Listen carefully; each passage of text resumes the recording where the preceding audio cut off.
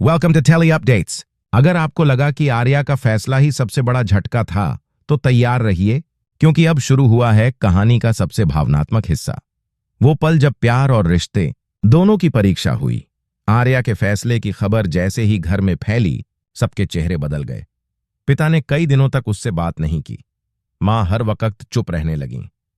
भाई, जो बचपन से उसका सबसे बड़ा साथी था, अब उसे देखकर नजरें झुका लेता था। घर में हर चीज पहले जैसी थी, लेकिन माहौल में ठंडक थी। वो ठंडक जो रिश्तों के बीच दीवार बन जाती है। आर्या को अब एहसास हुआ कि सच्चाई बोलना आसान नहीं, उसे जीना और भी मुश्किल है। वो रोज अपने कमरे में बैठकर सोचती, क्या मैंने सच में गलत किया? लेकिन हर बार उसका दिल यही कहता, नहीं, सच्चाई कभी गलत नहीं होती। एक दिन मां उसके कमरे में आई। बहुत देर तक दोनों कुछ नहीं बोली। फिर मां ने धीरे से कहा, आर्या, हम सब तेरे भले की सोच रहे हैं। आर्या ने मुस्कुराकर जवाब दिया, मां, अगर मेरा भला मेरे मन की बात सुनने में है तो क्या वो गलत है?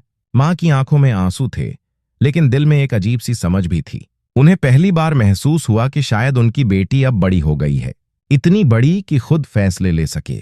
बाहर समाज में भी लोग बातें करने लगे। रिश्तेदारों की फोन कॉल्स, पड़ोस की फुसफुसाहटें। देखा, आर्या ने क्या कर दिया। पर आर्या अब डरने वाली नहीं थी। उसने ठान लिया था कि अब वो अपने फैसले से पीछे नहीं हटेगी। और तभी कहानी में आया एक नया ट्विस्ट। आर्या का पुराना दोस्त विवेक, जो सालों से विदेश में था, वापस लौटा।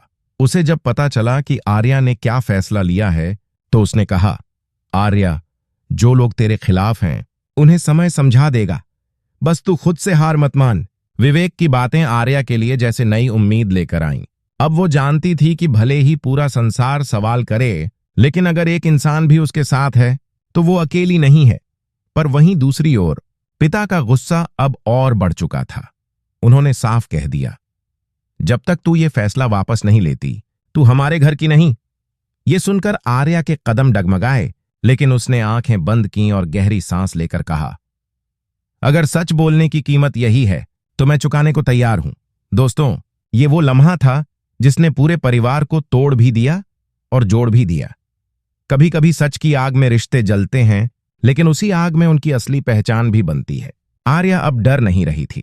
उसके चेहरे पर वो सुकून था जो सिर्फ सच्चाई के रास्ते पर चलने वालों के पास होता है।